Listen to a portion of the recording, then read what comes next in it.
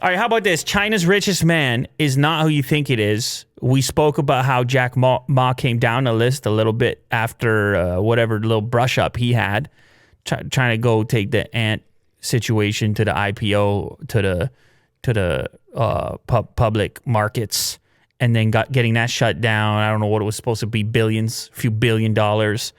So he came down the list, I think, to number 4 when we talked about it. And then I started to wonder about this guy who was at the top, China's new richest man for now, and what it was he was doing. We're talking about water, bottled water. You wouldn't imagine that business would be easy to dominate. Seems like a fairly ubiquitous item. Anyway, China's richest man, Nongfu Spring billionaire, Zhong Shanshan, the bottled water and pharmaceuticals entrepreneur that's wealthier than Jack Ma. He is now worth $68.5 billion according to Bloomberg's Billionaire Index.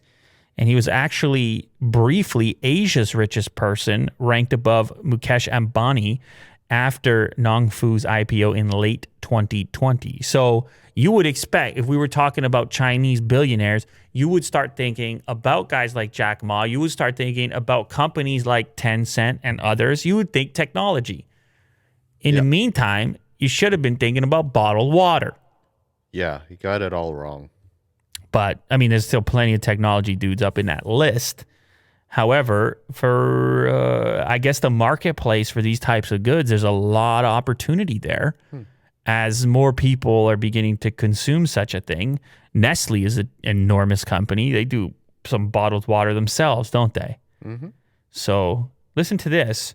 In 2007, Zhang succeeded in establishing the idea that weak alkaline water can improve your health.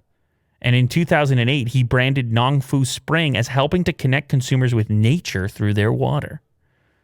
All the marketing tactics. Sell a few bottles of water, become the richest man in China, Will. What are you doing here? Yeah.